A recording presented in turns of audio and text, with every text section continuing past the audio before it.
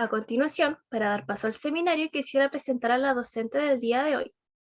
La expositora que impartirá la presente sesión es Lorena Molina, terapeuta ocupacional en la Universidad Austral de Chile, diplomada en Neuropsiquiatría del Adulto, Universidad de Chile, diplomada en Mindfulness para Profesionales de la Salud, Universidad del Desarrollo, especialidad en Mindfulness y terapias en tercera generación, Universidad de Concepción, especialidad en arte terapia transdisciplinaria y proveedora certificada en modelo PERS, Universidad de California, Los Ángeles, Estados Unidos, y formación en modelo de ocupación humana, integración sensorial, TEC y P3, sexualidad y autismo, entre otros. Instructora de yoga para niños y adultos y yoga de la risa.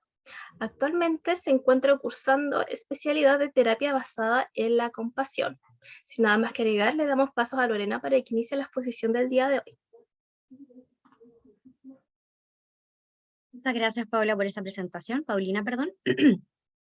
Muchas gracias a todos y a todas por esta convocatoria. Estoy gratamente sorprendida de todas las personas que están de distintos lugares de Chile, ¿cierto? Y de otros países igual. Y voy a proceder ahora a compartir la pantalla. Me podrían decir, obviamente, si es que ven, para iniciar con este seminario. A ver. ¿Ven lo que les comparto? ¿Se me hace una señita? Ya. Súper. Bien. Entonces, a lo que nos convoca.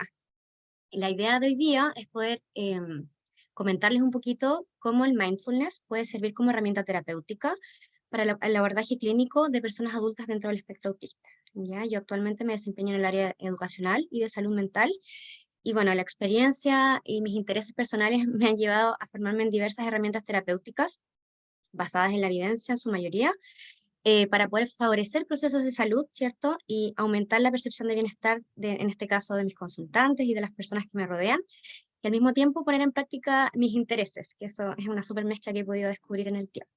Entonces, vamos a comenzar, pero antes de comenzar a contarles un poquito sobre teoría, quisiera que se pongan en una postura cómoda, como estamos en un seminario sobre mindfulness. Les voy a invitar a hacer 3 respiraciones de limpieza. ¿A qué me refiero con eso? Vamos a respirar, inhalar y exhalar por la nariz 3 veces para poder centrarnos un poquito en este momento presente, y al mismo tiempo transitar y atender o activar un poquito el tálamo para poder empezar con el seminario bien. Entonces, te invito a tomar aire por la nariz, inhala, y puedes exhalar por la boca, por la nariz.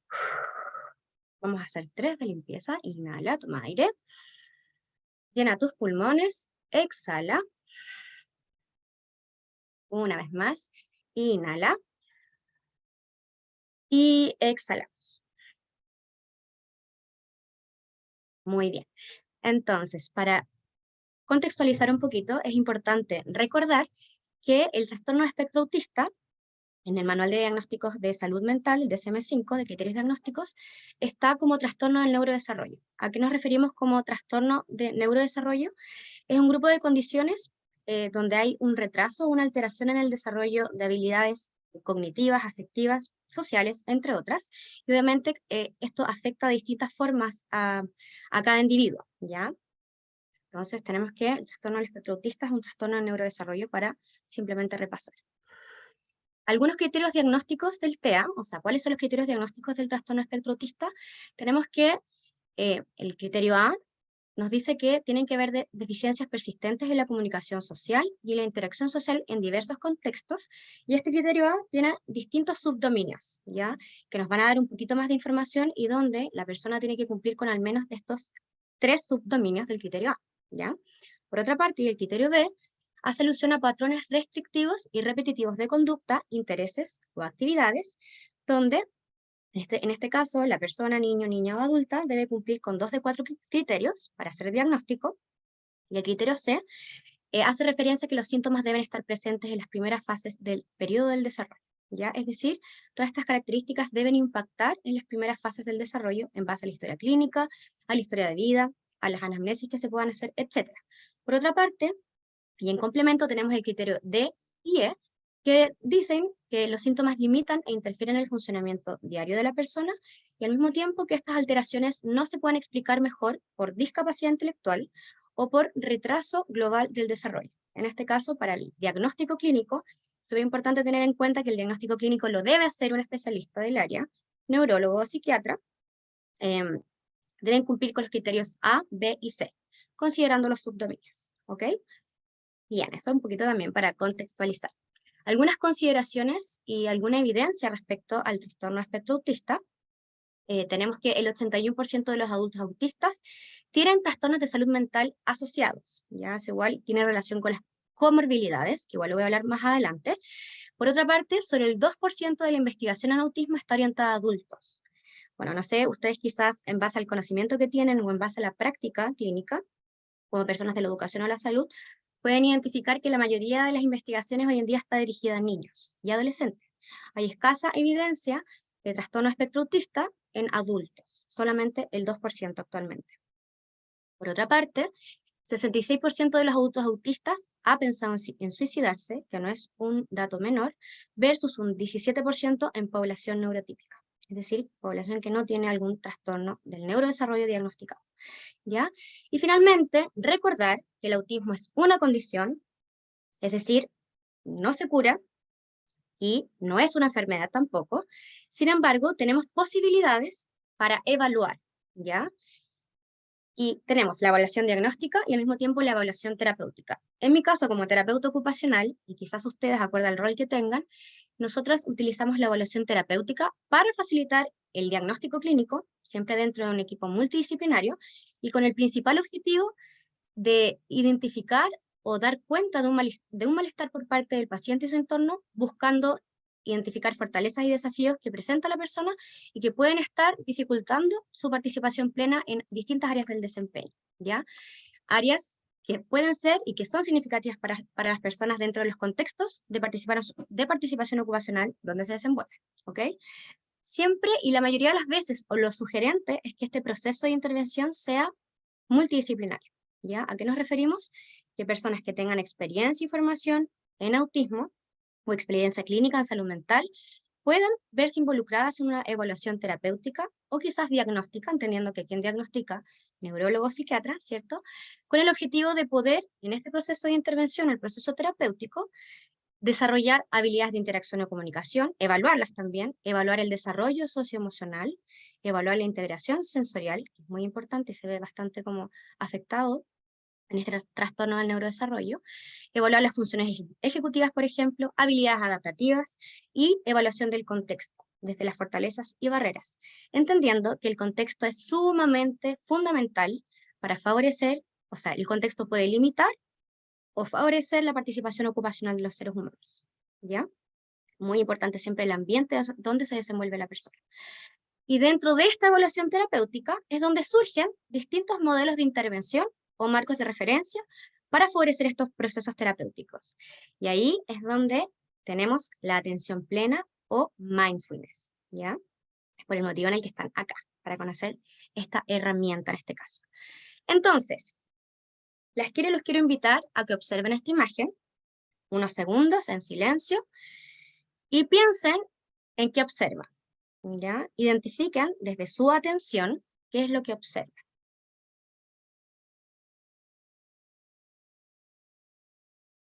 Les doy unos segunditos.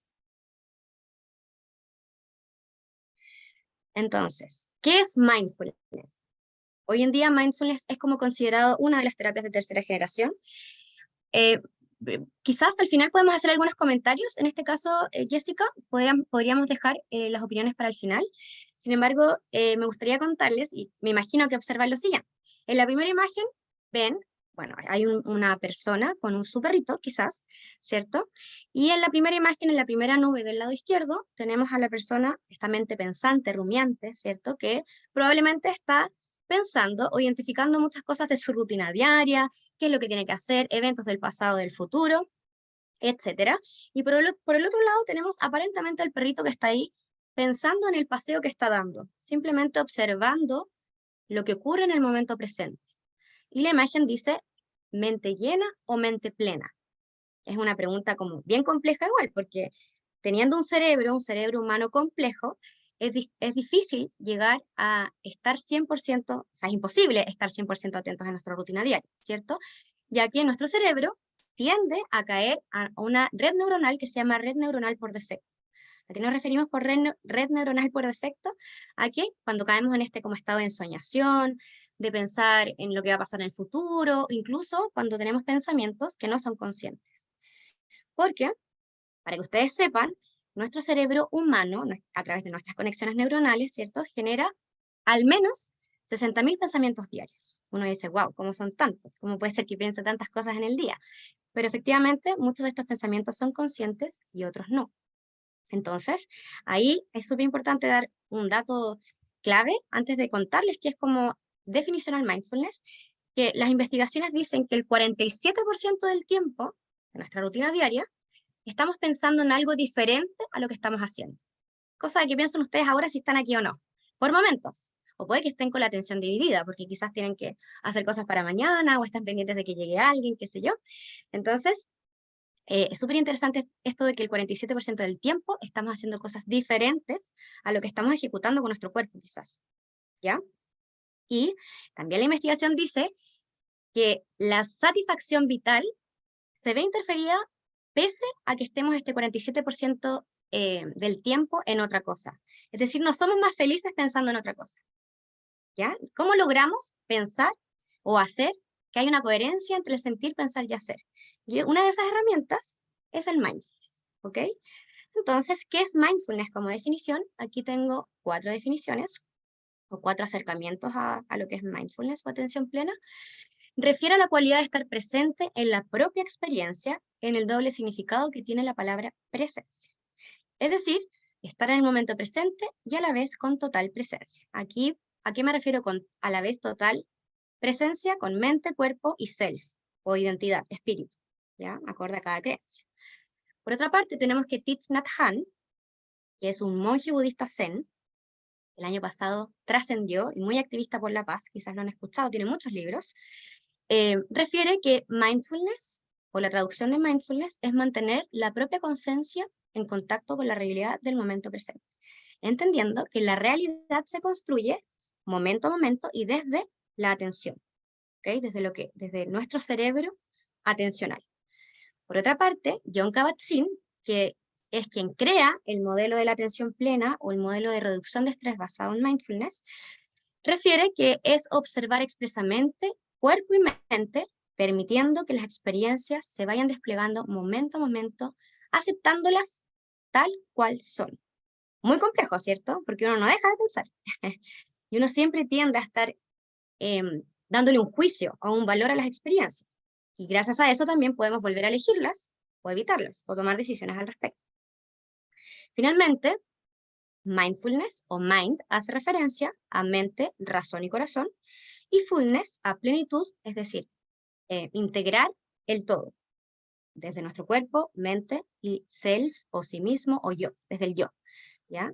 No somos sin el yo también, tenemos que tener una identidad. Entonces, hablarles un poquito de Jon Kabat-Zinn. ¿Quién es Jon Kabat-Zinn?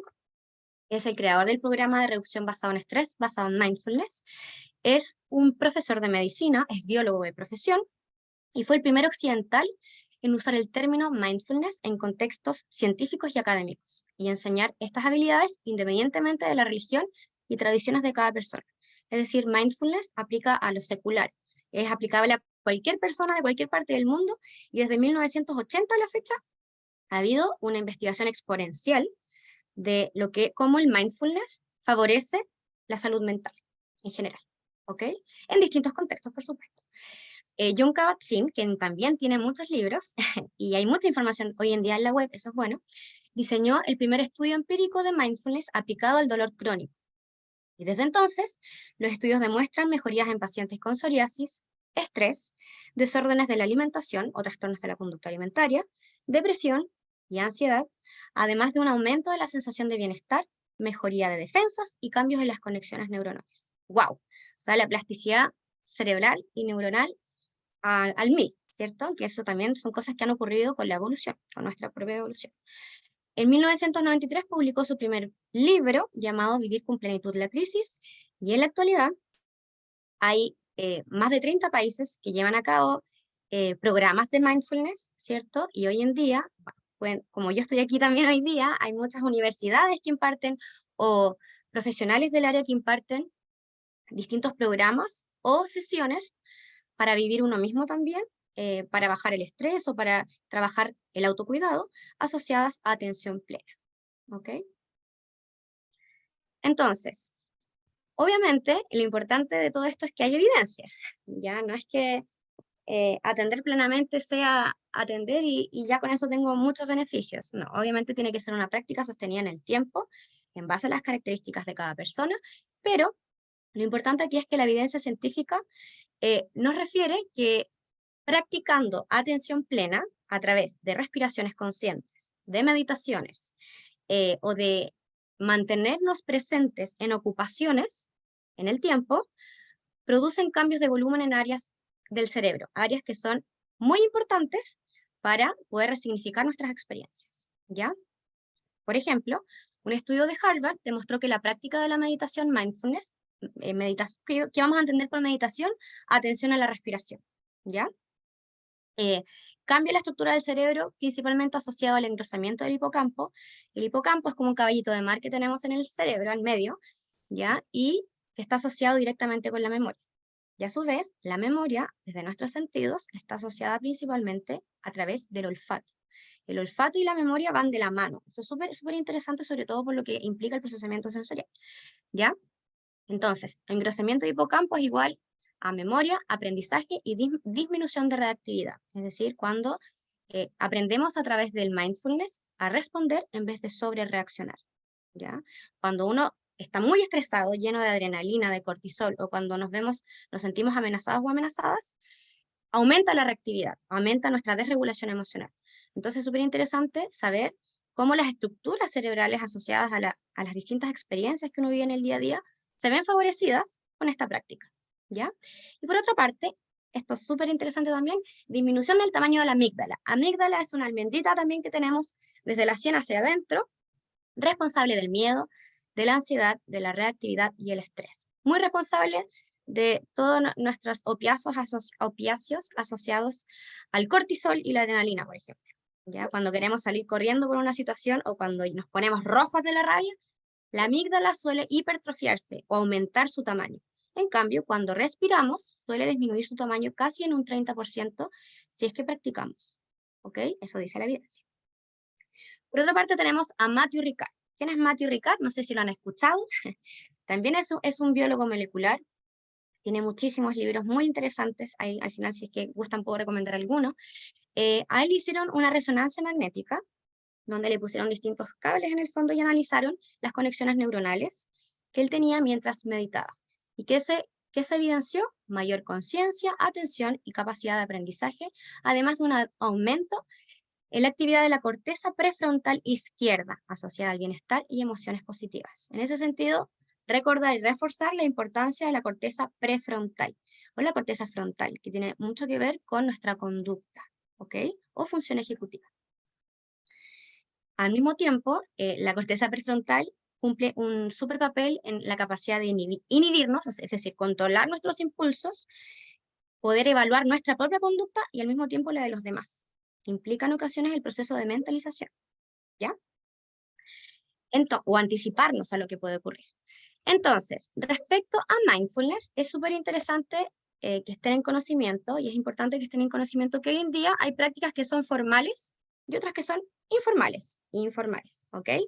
Las prácticas formales, dentro de las prácticas formales hay exploración corporal, se trabaja muchísimo la conciencia corporal para desarrollar la capacidad atencional. El yoga suave, ya que el programa de mindfulness trae consigo distintas posturas de yoga, porque Jon Kabat-Zinn lo que hizo, porque claro, Jon Kabat-Zinn en el fondo es un practicante del budismo, es un estudioso como en esta área, y Jon Kabat-Zinn se dio cuenta de que habían algunas posturas de yoga. Me imagino, el yoga, hay distintos estilos de yoga, ¿cierto? Es una práctica milenaria, que viene también de hace miles de años atrás.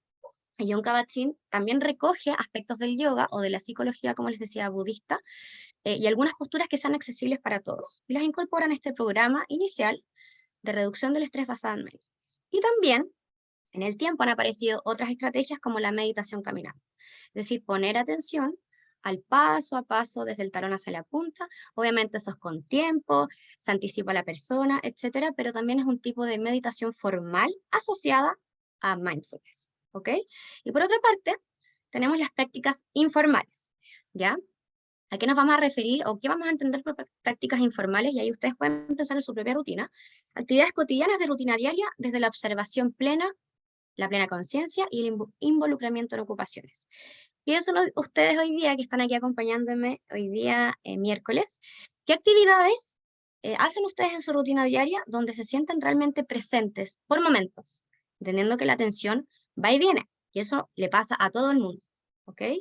Piensen, puede ser algún deporte, cantar, bailar, cocinar.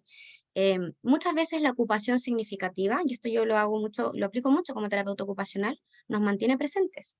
Y eso es lo que finalmente nos crea memorias, y eso es lo que finalmente nos crean experiencias de vida distintas. ¿Ok? Entonces, dentro de las prácticas informales hay cosas que podemos hacer en la rutina diaria asociadas a mindfulness, como proponerme lavar la loza de manera más consciente, ducharme de manera más consciente, o hacer actividades de la vida diaria de manera más consciente, ¿ya? Entendiendo que estamos ocupándonos desde que nos levantamos hasta que nos acostamos, ¿ya? En base a nuestra rutina diaria. Hoy en día hay distintos programas que son estos programas formales que yo les digo de mindfulness, basados en mindfulness, y tenemos la terapia cognitiva basada en mindfulness. También tenemos la terapia en prevención de recaídas o para adicciones de formación de mindfulness formales.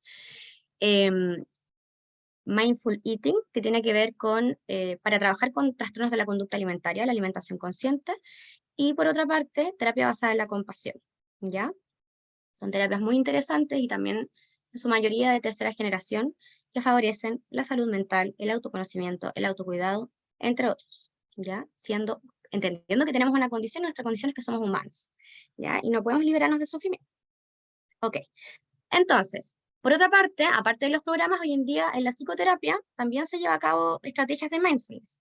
Respecto a estas mismas terapias de tercera generación, tenemos la terapia dialéctica conductual, que principalmente trabaja con trastornos de la personalidad límite o trastornos de personalidad, y también la terapia de aceptación y compromiso. Son estrategias basadas como en mindfulness que ocupan esta psicoterapia o estas terapias de tercera generación para favorecer procesos de salud mental y de bienestar, aumento de bienestar, de autoconocimiento y de poder mejorar el desempeño en la rutina diaria.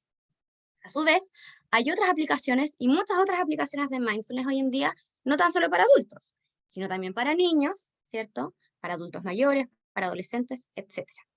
¿Ok? Bien. ¿Todo bien hasta el momento? Ahí me pueden hacer alguna señita. Entonces, gracias, súper. ¿Qué consideraciones y comorbilidades tenemos que tener cuando trabajamos con adultos que estén en el espectro autista o con personas en el espectro autista? ¿Ya?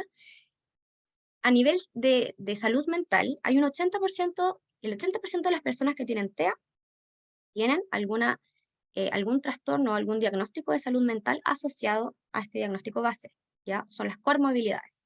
¿Cuáles tenemos, por ejemplo?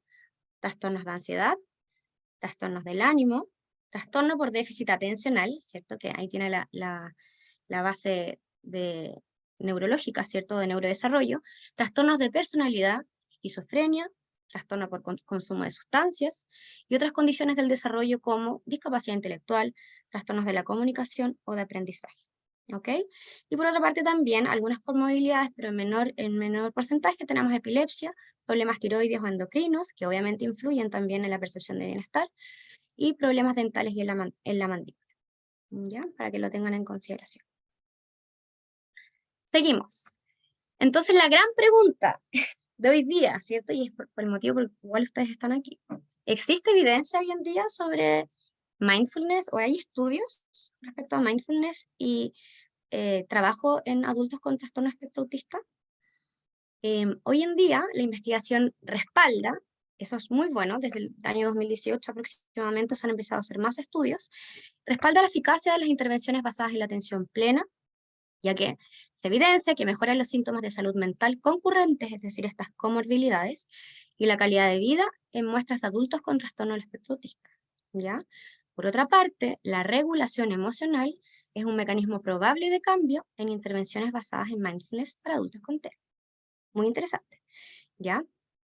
A su vez, es súper interesante, importante mencionar que se ha evidenciado que los profesionales con práctica personal, ya todo debe partir en teoría de uno mismo, ¿cierto? Con meditación son más expertos o tienen más facilidades en el ajuste de las intervenciones basadas en la atención plena para adultos con TEA. La práctica clínica es fundamental, obviamente, para poder conocer a los consultantes, a los usuarios, a los pacientes, a las personas y poder hacer ajustes en base a la necesidad, ¿ya? La mayor parte de la literatura sobre intervenciones basadas en la atención plena adapta los programas que habitualmente son de 8 sesiones y de 2 horas y media. Se adaptan a menos sesiones o a más sesiones, hay algunas sesiones que se pasan más lento, ¿ya? Y particularmente se hacen ajustes en la duración de la meditación, en la estructura de la sesión y en el uso del lenguaje simplificado, es decir, se eliminan metáforas, principalmente. ¿Ya? Se utiliza un lenguaje más concreto cuando hacemos prácticas de atención plena. Nueva evidencia sugiere que las intervenciones basadas en mindfulness pueden ser apropiadas para adultos sin modificación. O sea, hoy en día también se sugiere y también muestra buenos resultados el que las personas con autismo puedan probar o explorar desde la experiencia un programa de 8 sesiones completo. Ya puede ser algo favorable también, sin modificarlo, sin adaptarlo necesariamente. Por último, tenemos que para los jóvenes y adultos con trastorno espectro autista, las situaciones sociales son complicadas, ya que les cuesta entender las perspectivas y emociones de los demás y en ocasiones también las propias, por lo que las prácticas de meditación aumentan la autoconciencia, ¿ya? La empatía por los demás y también por uno mismo. ¿Okay? Entonces, otra pregunta que surge aquí. ¿Qué podríamos observar en la práctica clínica o trabajando en algún colegio o cuando ponemos en práctica, en el fondo, estas herramientas de atención plena? Podríamos, por ejemplo, observar sensibilidad sensorial. Aquí el tema de la integración sensorial, que es un súper tema que muchas veces se ve como afectado bueno, todos tenemos perfiles sensoriales distintos, partamos por ahí. Todos integramos todos integramos la información que viene de nuestro ambiente a través de nuestros sentidos y tenemos distintas respuestas frente a lo que nos ocurre en el día a día, ¿ya? ¿Qué podríamos observar en la práctica clínica con adultos dentro del espectro? Sensibilidad sensorial frente como a este tipo de actividades o desde las características de personas que tengan trastorno espectro autista, desafíos respecto al intercambio de información, desafíos en la velocidad de procesamiento, a veces la velocidad de procesamiento puede ser más lenta, dificultades en la capacidad de atención. Imagínense que, bueno, yo no sé si a ustedes les cuesta mantener la atención, cada uno probablemente sí, a todos nos cuesta, ¿verdad? A mantener la atención por mucho tiempo, pero puede verse más afectado o podemos ver más dificultades o más desafíos en la capacidad de poner atención en una persona que tenga autismo. Podemos evidenciar pensamiento concreto, desafíos en la reciprocidad social y en la perseveración frente a ciertas demandas ambientales, desafíos en la conciencia corporal y espacial, y desafíos en el reconocimiento del pensamiento y de las emociones. ¿Ya? Entonces podemos encontrarnos con distintos desafíos cuando trabajemos con adultos que tengan autismo. ¿Ya? Entonces, aquí hay algunos tips que yo les voy a dar hoy día, que les quiero dar, a modo de consideraciones para la práctica clínica. ¿Qué cosas tenemos que tener en consideración al momento de trabajar estrategias o herramientas de mindfulness o técnicas de respiración, por ejemplo, o de conciencia corporal o de yoga, o de lo que se les ocurra en base a lo que pueda potenciar la atención, entendiendo que el mindfulness como herramienta terapéutica o cuando meditamos reforzamos la corteza prefrontal, reforzamos la función ejecutiva. Entonces es una súper herramienta en ese sentido. Podemos, por ejemplo, para partir, siempre es importante conocer a la persona con la que estamos trabajando. Y para eso hay que hacer una evaluación exhaustiva, ¿ya? O también activar las redes necesarias para tener mayores antecedentes de el adulto o la adulta con quien vamos a trabajar este tipo de herramientas asociadas a mindfulness, ¿ya? Y en ese sentido, súper importante facilitar la psicoeducación y la evaluación sensorial.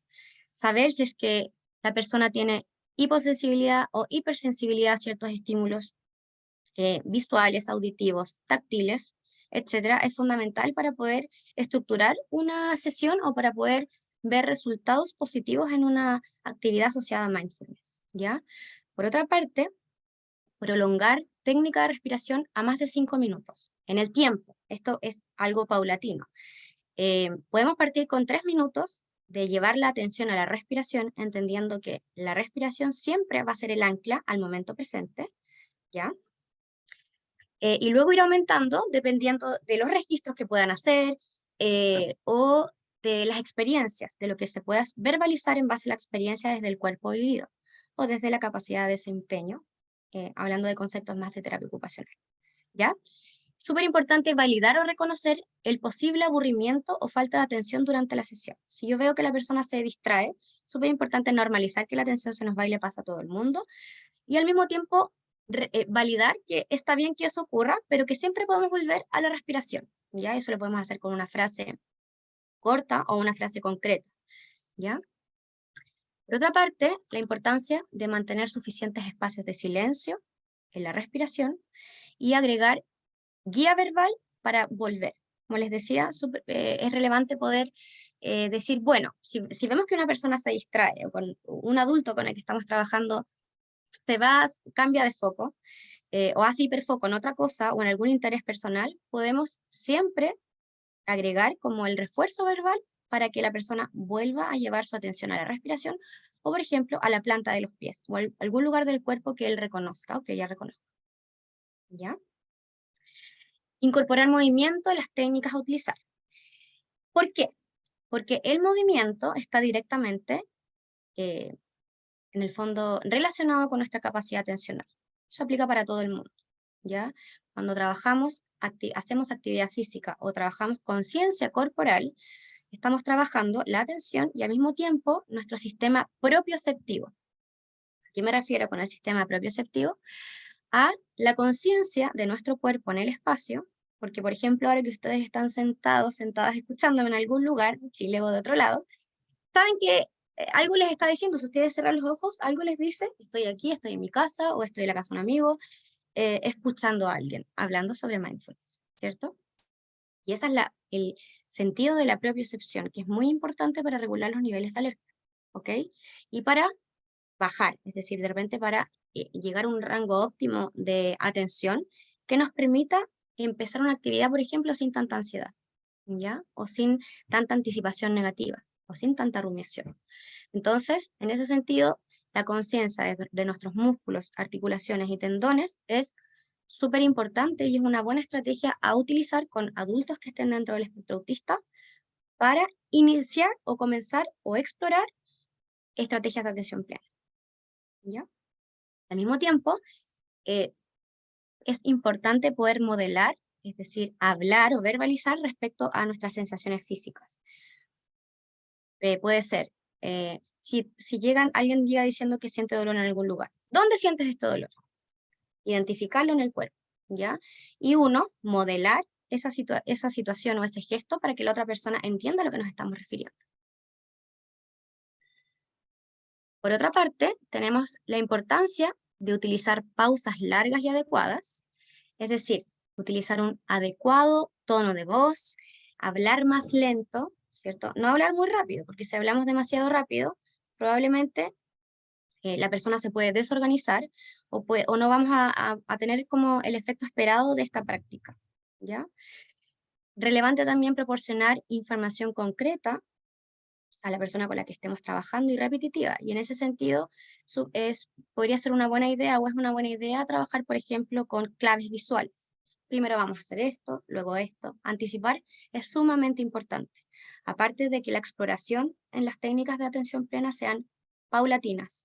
Siempre, luego de que se viva la experiencia, poder conversar. ¿Cómo te sentiste? ¿Cómo te sentiste? ¿Te incomodó o no te incomodó? ¿Qué sensaciones, qué pensamientos y sentimientos observamos? Y si vemos, por ejemplo, dificultades en reconocer pensamientos o sentimientos, o lo que se llama alexitimia, podemos partir por educando en base a las emociones. Por ejemplo, es algo como que uno dice, es obvio, pero no es tan obvio. Para eso es súper importante conocer con quién estamos trabajando y a qué grupo estamos haciendo, o qué características tiene este grupo con quién vamos a trabajar. o este usuario, consultante, persona, ¿ya? Ahí, como les decía, la importancia de tener apoyo visual al inicio y al término de cada sesión. Puede ser esto a través de pictogramas o a través de información concreta del paso a paso. Todas las preguntas del paso a paso son, o el desglose del paso a paso es súper bueno para poder anticipar lo que vamos a hacer, ¿ya? Y poder al mismo tiempo disminuir la posible ansiedad que una persona que tenga al sentarse o cerrar los ojos y seguir un par de instrucciones, ¿verdad? El uso adecuado del manejo del tiempo y hacer preguntas directas. Por ejemplo, si es que vamos a trabajar con un grupo de adultos en línea o presencial, súper importante dejar en claro cuáles van a ser las reglas de este taller o de esta sesión. Por ejemplo, puede ser no interrumpir o no interrumpir al compañero o compañero, potenciar la escucha activa, entre otros, ¿ya? El uso de material concreto para manejar el espacio personal es un súper buen tip para, por ejemplo, manejar, claro, el espacio personal y al mismo tiempo toda esta conciencia corporal y conciencia del otro. Puede ser a través de sillas, a través de mats de yoga o a través de un espacio que no tenga tantas distracciones sensoriales, por ejemplo, ¿ya? A nivel de ruido, a nivel de elementos o materiales que se están ocupando para una sesión o una actividad de atención plena, ¿ya? Y esto que es súper interesante también es identificar de qué manera podemos incorporar distintas estrategias en la rutina diaria para personas que estén dentro del espectro autista, ¿cierto? Asociadas a mindfulness. Sobre todo en transiciones. Lo que yo he visto como en mi práctica clínica, en el fondo, es que muchos adultos y adultas les causa mucha ansiedad, de repente, la interacción social o el cambiar una actividad a otra. Eso tiene también que ver con la flexibilidad cognitiva. Entonces, hay que ver y identificar qué estrategias de atención plena para que esto se vaya generalizando a otros contextos de participación ocupacional podrían ser interesantes para modular todo lo relacionado a la regulación sensorial, por ejemplo, o aspectos de anticipación negativa o la excesiva rumiación o las distorsiones cognitivas que muchas veces vienen asociadas con los trastornos de ansiedad o del ánimo en base a las comorbilidades del autismo, ¿ya? Entonces, si una persona le cuesta mucho interactuar con un otro, o hay muchas dificultades en las habilidades sociales, en iniciar y mantener una conversación, ¿cómo nos podemos preparar para esa instancia? Un ejemplo, antes de, eh, cada vez que vayas a hablar con alguien, previo tienes que hacer una respiración de la calma, una respiración de limpieza, o respirar acompañado de algún Fidget o algún elemento que pueda autorregular, ¿ya? ¿Por qué? Que es súper importante no olvidar de que todo lo va organizando el cerebro en base a la demanda ambiental. Entonces, en ese sentido, la respiración siempre va a ser un analgésico para el cerebro. La respiración y, por ende, la meditación o todas las prácticas asociadas a mindfulness. ¿Ya? Bien. Entonces, darles algunas pautas para favorecer la práctica clínica, que pueden como ayudarlos, las pueden buscar, obviamente, están la mayoría en la web, y les pueden servir para tener mayor información del adulto, en el fondo, de la persona con la que estoy trabajando, y crear un mejor plan de acción o crear objetivos en conjunto que sean atingentes a la necesidad, basados en la atención plena, u otro, en base a cada disciplina o en base a cada rol que ustedes cumplen, ¿ya? Tenemos, por ejemplo, el cuestionario de procesamiento sensorial del adulto, que evalúa 11 ítems relacionados a los sistemas sensoriales. ¿A qué me refiero por sistemas sensoriales? Sistema propioceptivo, táctil, vestibular, auditivo, gusto y olfato, visual, gusto y olfato y visual, ahí tenía los 7, ¿ya?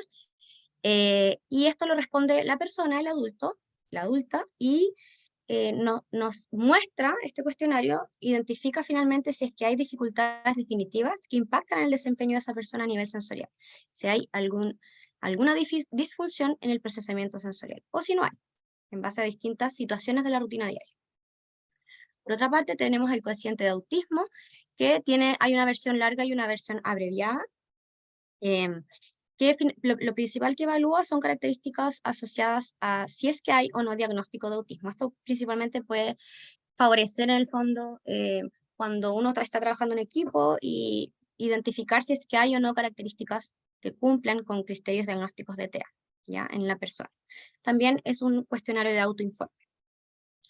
Luego tenemos la escala de atención consciente, que identifica instancias de atención plena en la rutina diaria. El inventario de preocupación de Penn State, que también lo pueden encontrar en la web, que son 16 ítems que evalúan la tendencia a preocuparse, la tendencia a la preocupación o a la rumiación en la rutina diaria. ¿Okay? Luego tenemos la subescala de soledad y social y emocional para adultos, que la encuentran como CELSA-S, que evalúa distintas escalas de soledad emocional y social en base a la familia, en base como a aspectos más románticos de la persona y en base a roles sociales, ¿ya? Luego tenemos la escala de respuesta rumiativa, que identifica cuánto la persona sobrepiensa ciertos temas en base a su constructo, a su realidad, ¿ok?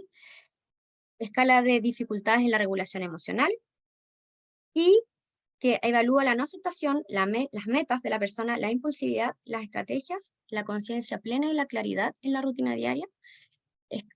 Por otra parte tenemos la escala de ansiedad social, que esta es una escala que se facilita principalmente cuando uno realiza el modelo de habilidades sociales PEERS, que mencionó Paulina, ¿cierto? Que esta escala de ansiedad social evalúa 3 aspectos principales, son 22 preguntas, donde ponen distintas situaciones al consultante, a la persona, y evalúa el miedo a la evaluación negativa, evalúa la evasión social y la angustia específica que se experimenta en ciertas situaciones sociales, y al mismo tiempo evalúa la ansiedad generalizada en la rutina diaria. A más puntaje, que es un total de 90 puntos, más ansiedad social. Entonces, eso te entrega de manera muy clara y objetiva dónde hay que dónde poner atención, valga la redundancia, ¿ok? Y por otra parte tenemos el cuestionario de las 5 facetas de mindfulness, ya que este también es un cuestionario que lo encuentran en la web y que evalúa principalmente, al igual que el cuestionario, la escala de atención consciente, evalúa 5 aspectos de cómo uno pone en práctica o no la atención plena en la rutina diaria. Evalúa la observación, la rutina diaria, la capacidad de descripción, la ausencia de juicio, que es algo muy complejo, la ausencia de reactividad o de reaccionar, y al mismo tiempo el actuar consciente, ¿ya? En la rutina diaria.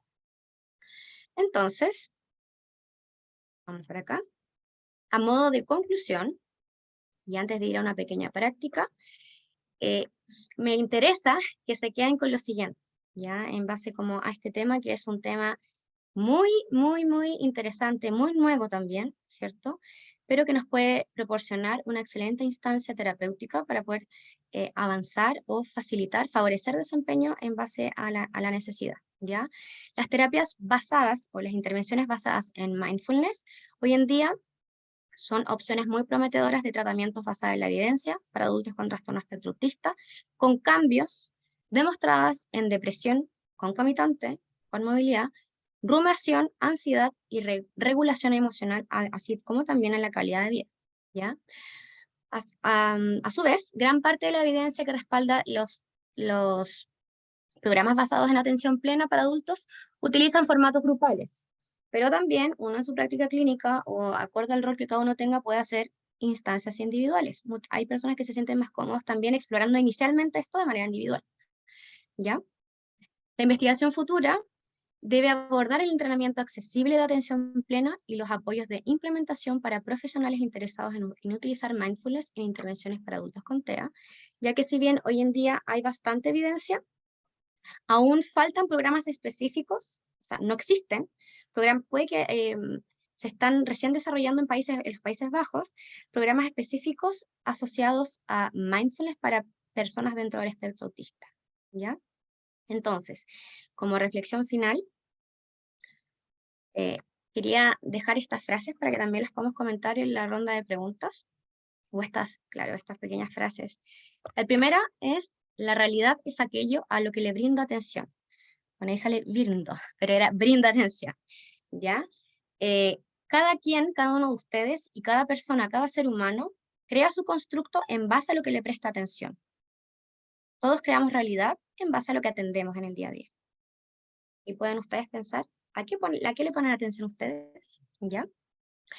No vemos las cosas como son, sino como somos. Y en ese sentido es súper importante aquí la empatía. La empatía por el otro, la empatía por las circunstancias de vida de la otra persona, las características de la otra persona, porque obviamente estas estrategias deben ser aplicadas siempre y cuando sea atingente, y siempre y cuando uno conversando con el consultante o con la persona con quien vamos a trabajar o enseñar estas estrategias, esté de acuerdo y le haga sentido, ¿ya? Porque nos sirve, obviamente, hacer una intervención basada en atención plena si es que la otra persona no se siente cómoda o si no le encuentra sentido, ¿ya? Pero también para eso es súper importante el psicoeducar, porque la evidencia está. Muy importante la psicoeducación. Luego tenemos que el recuerdo es el único paraíso del cual no podemos ser expulsados. ¿A qué voy con eso? ¿A qué nos referimos con eso? Que la memoria, nuestra memoria que nos acompaña hasta el fin de nuestros días, es súper importante, ¿ya? Es súper importante sobre todo para identificar qué modificaciones podemos hacer en nuestra rutina diaria, qué cosas podemos sugerirle a la persona con la que estamos trabajando, nuestro consultante, qué hábitos podemos mejorar, qué cosas en base a su narrativa escuchamos que interfieren en su rutina diaria, que interfieren en la forma que ve el mundo o en la forma que siente o que no siente, ¿cierto?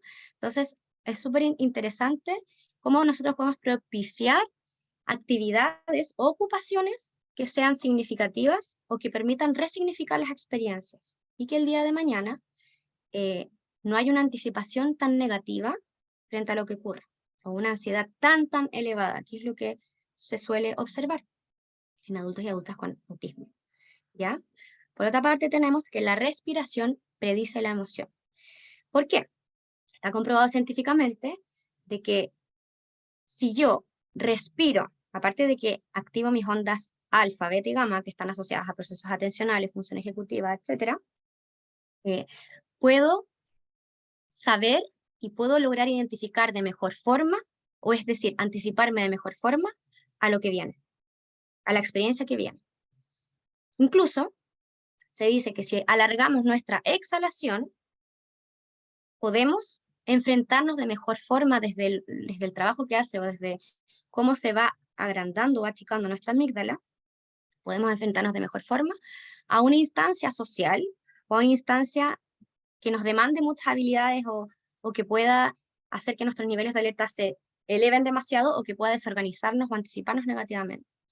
2 horas antes que uno logre respirar de manera consciente por al menos 10 minutos, alargando la exhalación por nariz o boca, nos predice una mejor emoción o un mejor sentir, ¿ya?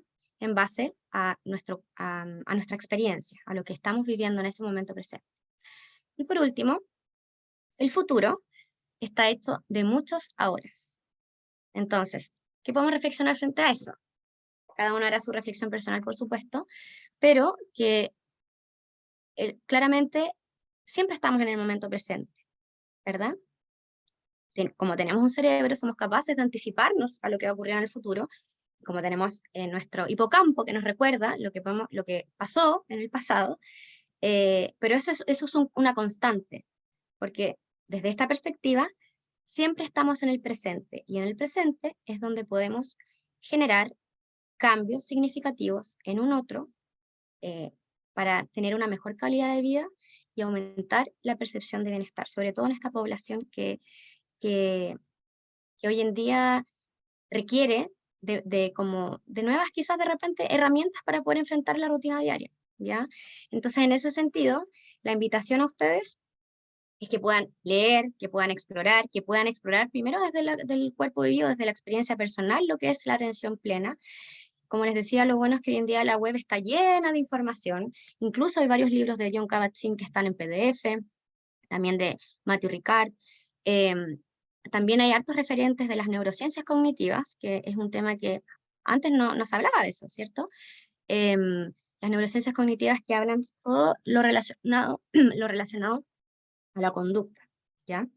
Principalmente asociado a salud mental.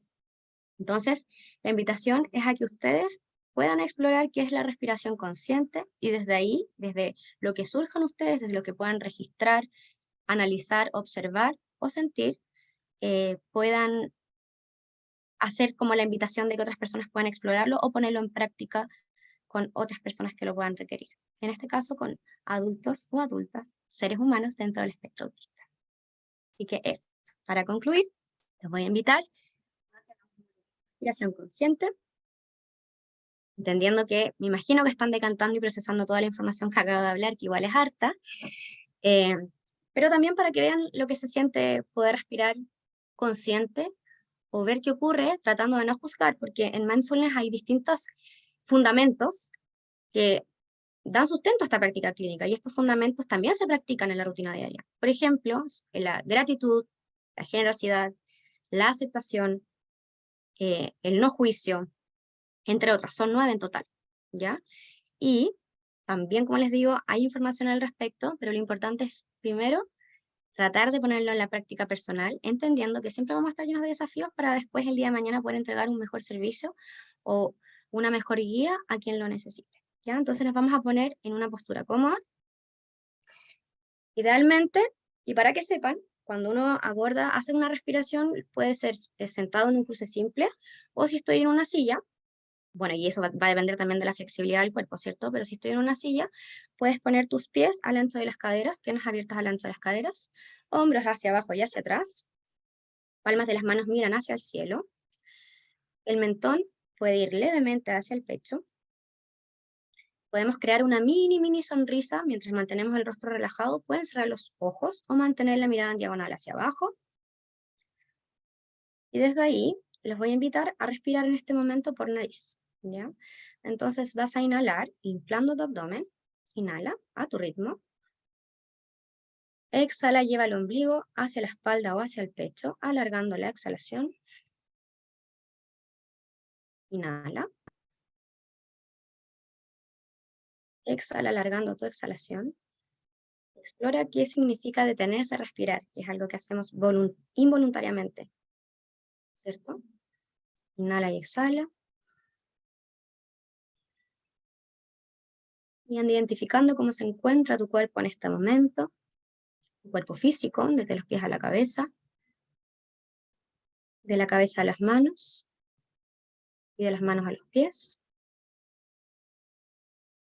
Identifica cómo se encuentra tu sentir, o qué emoción sientes o predomina en este momento presente. Identifica el flujo de tus pensamientos, si estás pensando muchas cosas o no, dependiendo de cómo vas procesando toda esta información. Y aceptando las cosas tal cual están surgiendo, sin juzgar en este momento, te invito a agradecerte por estar aquí y ahora. Y si viene algún otro pensamiento a tu mente, no lo detengas, simplemente déjalo pasar. Agradécete por estar aquí y por lo que quieras. Y desde ahí te invito a hacer 3 respiraciones profundas, desde el agradecimiento, desde el pensamiento, en la gratitud, exhalando por nariz. Inhala y exhala. Una vez más.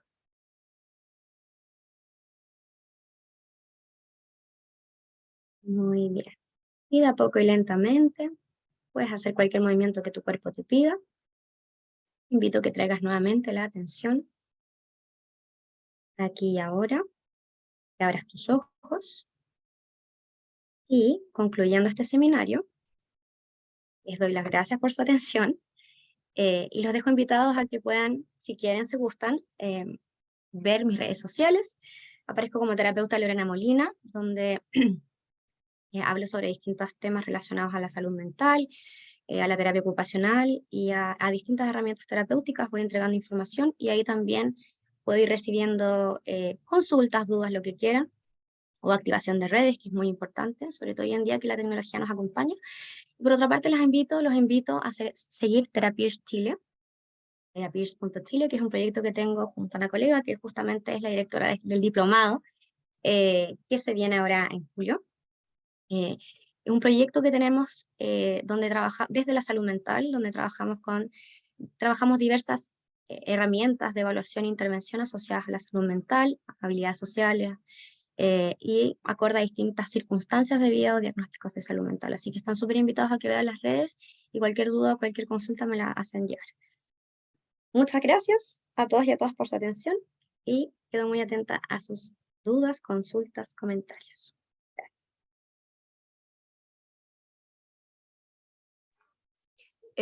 Ahora vamos a comenzar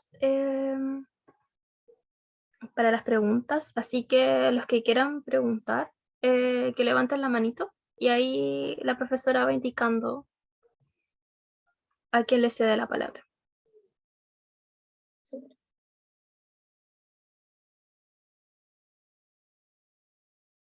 Muchas gracias por sus comentarios.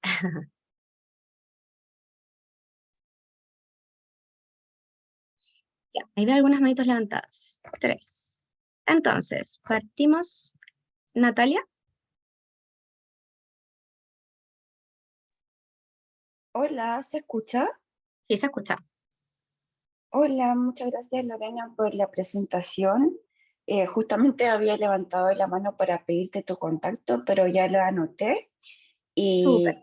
Y quisiera también aportar desde mi perspectiva, yo soy psicóloga y soy autista y también estudio y practico en mindfulness y puedo confirmar que es una herramienta muy buena para regular la hipersensibilidad, la sobreestimulación, la ansiedad social y al menos yo hubiese querido aprenderla muchos años antes y creo que me habría servido mucho para evitar o poder regular algunas crisis, meltdown o incluso prevenir burnout.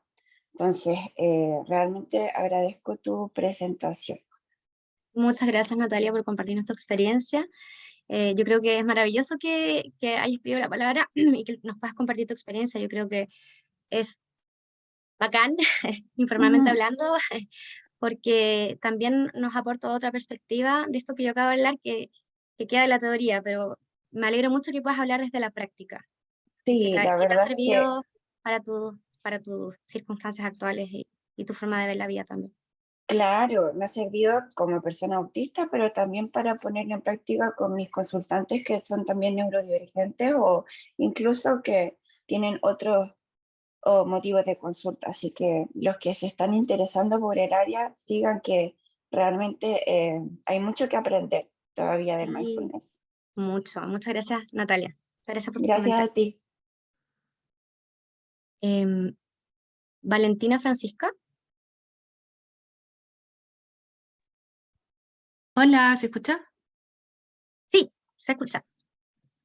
Bueno, primero que todo, muchas gracias por tu información, por tu conocimiento. Y mi duda, bueno, es muy pequeña. Quisiera saber si lo mismo con adultos se pueden hacer con niños, ejercicios de respiración, de relajación, ¿sí? Sí, se pueden hacer y hoy en día, como les decía, hay mucha más evidencia en niños que en adultos.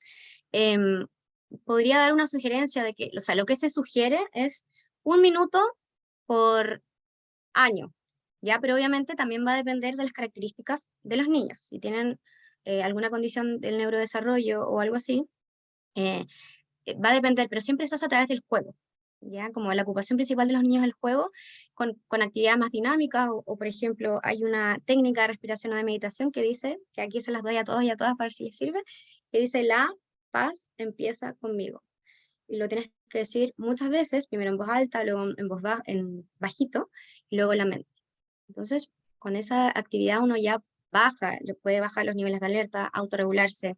Al mismo tiempo, pensar en algo diferente, desde la conciencia y acorde a la edad también, porque es súper importante tener en consideración la edad y las características de los niños y las niñas con las que uno trabaja. Pero mindfulness en niños hay mucho más recursos e información que en adultos. Así que te sugiero que puedas buscar y explorar. Ya, perfecto, muchas gracias, te pasaste. De nada.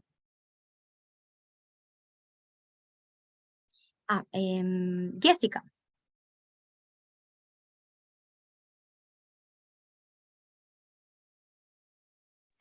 Jessica, ahí sí.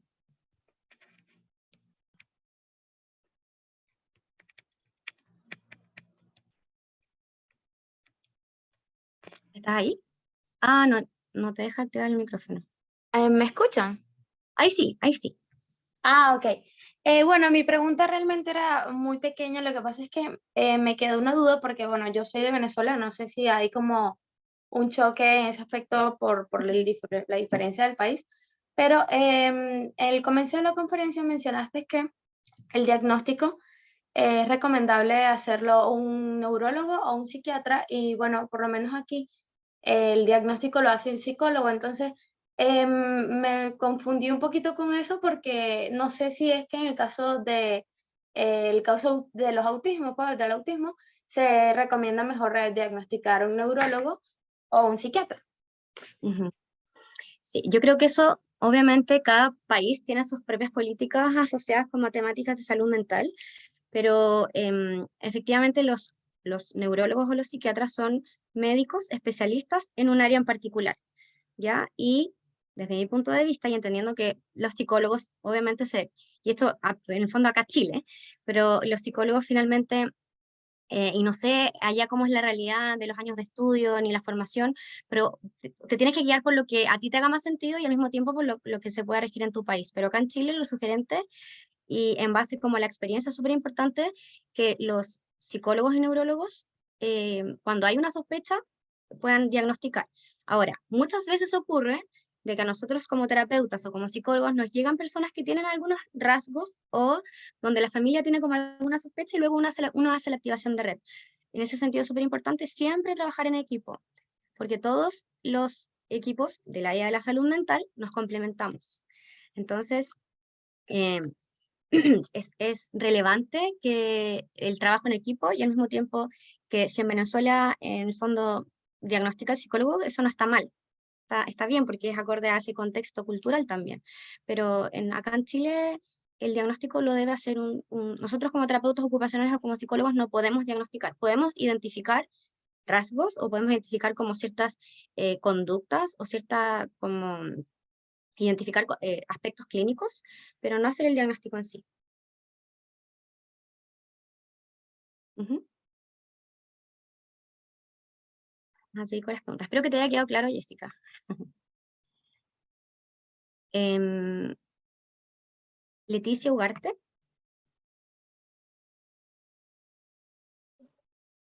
¿Aló, se escucha? Sí, se escucha. Ya, súper. Sobre también el tema del diagnóstico. Ahora hay un test que lo están aplicando tanto a terapeutas ocupacionales como los psicólogos, que es el Bueno, ADOS. sabía, sí, ajá. Ujú. Entonces ahí como que podría entrar en controversia el tema del diagnóstico, Sí. ya que cualquiera lo podría aplicar. Y también está el Mm. tema de que me han llegado muchos niños y adultos sobrediagnosticados, o sea, como Ujú. tienen rasgos y al tiro dicen, no, es autista. Es como el TDA en su momento. Exactamente, sobre todo en los contextos escolares. Hoy en día es como el boom. Sin embargo, yo creo que siempre ha estado solamente que hay más información a la población. Pero respecto a lo que me comentas del ADOS específicamente, y desde mi punto de vista, y también considerando que hace poquito estuve en una charla con una neuróloga, el diagnóstico lo debe hacer el neurólogo o el psiquiatra. Obviamente la aplicación del ADOS tiene que ser una aplicación súper responsable y siempre y cuando uno observe aspectos clínicos que sugieran que hay ciertas características asociadas al trastorno espectro autista, ¿ya? Pero el ADOS, o sea, lo ideal es que las familias no se queden solamente con el ADOS, porque incluso hay profesionales que en ocasiones lo replican cada 6 meses y son cosas que probablemente no van a cambiar. También es importante hacerlo como con mucha responsabilidad y identificar si es realmente necesario y atingente aplicar ese test antes de quizás que la familia tenga la apreciación clínica de un psiquiatra en este caso o de un neurólogo infantil, ¿ya? Lo que nos decía esa neuróloga silla que se llama Macarena Beltrán es que ellos tienen hasta 2 años para poder diagnosticar. Y le pasaba también a ella que muchas familias llegan queriendo saber, mi hijo tiene TEA o no, tiene o no. Entonces, en ese sentido, no es llegar y diagnosticar. Y por eso es tan importante la apreciación clínica que puedan tener las personas que trabajan con adultos, en general, más allá de cualquier tipo de diagnóstico, característico o circunstancia de vida. Pero quien diagnostica, el ADOS es un complemento. ¿ya? Pero no siempre un neurólogo va a necesitar de un A2 o un psiquiatra va a necesitar de un A2 para poder diagnosticar autismo.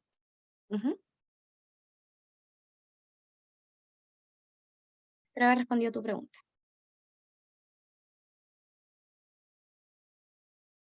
Ya, súper. Ok.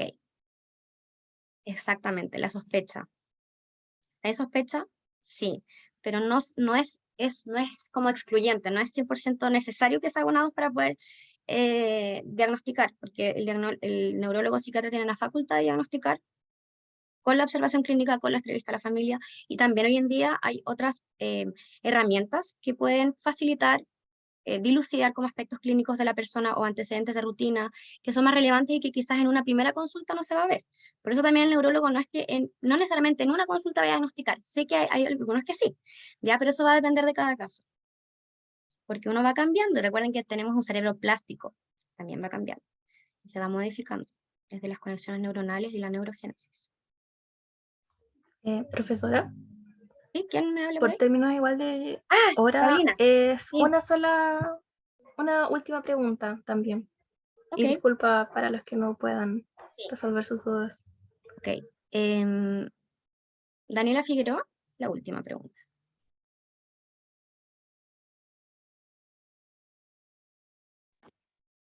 ¿Me escucho bien? Sí, te escuchas bien. Bueno, primero que todo agradecer, Lorena, por este espacio porque fue maravilloso. Yo creo que para todos los que estuvimos presentes, no solo como para llevarlo a la práctica con nuestros pacientes, sino que para nosotros también. Y más que una pregunta, me gustaría que si nos puedes relatar alguna experiencia que te haya tocado pasar, vivir y cómo la pudiste enfrentar, cómo pudiste guiar ese proceso con algún paciente que te haya tocado. Sí. Lo que más he observado finalmente, gracias por tus comentarios, Gracias. es la anticipación negativa, ¿cierto? Como esto, el rumiar excesivamente o una distorsión cognitiva de repente con pensamientos más catastróficos, de experiencias, lo que más he visto son experiencias como sociales, ¿ya?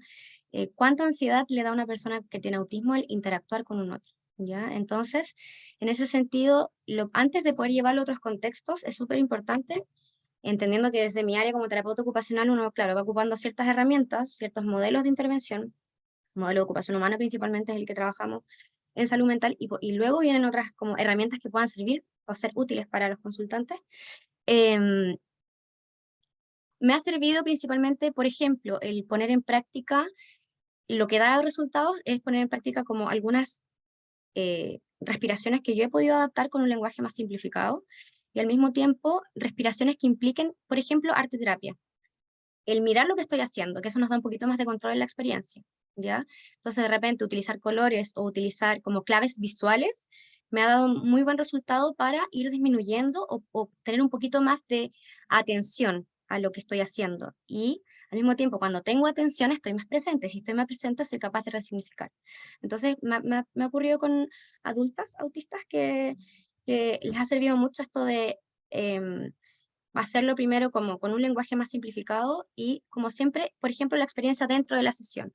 Uno le puede decir, ya, en tu casa vas a respirar 3 veces a la semana, hacer una respiración, pero no es tan sencillo, porque si a uno le cuesta, imagínense de repente cómo le puede costar a una persona que tenga desregulación emocional o que tenga dificultades sensoriales. También como relacionado a exposición a temas sensoriales, sirve mucho las estrategias de atención plena, acompañadas, por ejemplo, de audífonos de cancelación o de algunos fidgets o elementos de autorregulación, etcétera. Pero en esas cosas yo he visto resultados, principalmente la atención a la respiración y el cómo el utilizar estrategias de arteterapia o de poder observar lo que estoy viendo y observando y sintiendo, o registrar, el registro también, para poder generar cambios en el tiempo y mayor conciencia.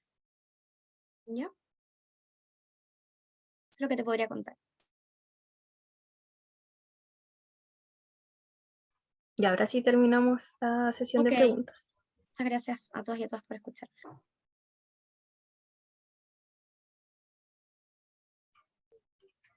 Queremos agradecer a la participación de cada uno de ustedes en el presente seminario, como también agradecer a Lorena Molina por la excelente exposición que ha dictado el día de hoy.